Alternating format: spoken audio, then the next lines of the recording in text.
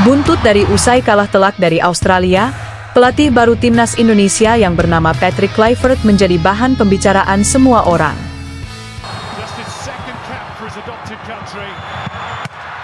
Timnas Indonesia tidak mampu berbuat banyak saat menghadapi Australia di lanjutan ronde ketiga kualifikasi Piala Dunia 2026 zona Asia. Australia berhasil menghajar timnas Indonesia dengan skor telak 5-1 di Sydney Football Stadium pada Kamis, 20 Maret 2025. Pada awal laga, skuad Garuda sebenarnya tampil cukup menjanjikan. Bagaimana tidak menjanjikan? Timnas Indonesia mampu menghasilkan beberapa peluang berbahaya di depan gawang.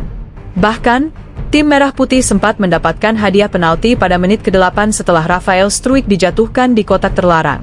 Sayang, Kevin Dix yang maju sebagai eksekutor gagal memanfaatkan peluang emas itu karena tendangannya membentur mistar gawang.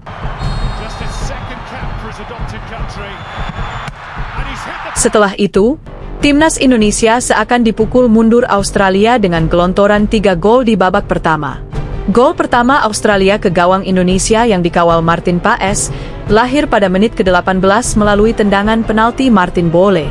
Tidak berhenti sampai di situ, Paes 2 kali memungut bola dari gawangnya setelah Nishan Velupillai dan Jackson Irvine mencetak gol. Tertinggal 3-0 pada babak pertama, memaksa Patrick Kluivert untuk mengubah strategi menjadi lebih menyerang di paruh kedua.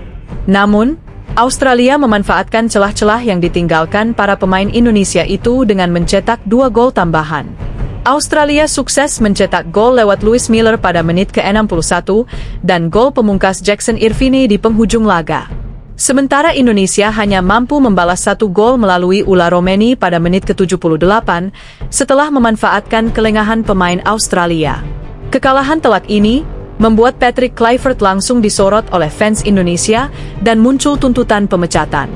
Lantas, apakah Erick Thohir akan memecat Patrick Kluivert setelah kekalahan dari Australia ini? Erick Thohir sempat mendapat pertanyaan soal nasib Patrick Kluivert jika gagal menghadapi Australia dan Bahrain. Akan tetapi, dia menegaskan bahwa saat ini waktunya untuk menatap ke depan, karena timnas Indonesia masih punya target yang harus dicapai. Sementara itu, Erick Thohir usai kekalahan dari Australia, menegaskan tetap memberikan dukungan untuk timnas Indonesia. Saya tetap dukung tim nasional sepak bola Indonesia di saat kalah ataupun menang.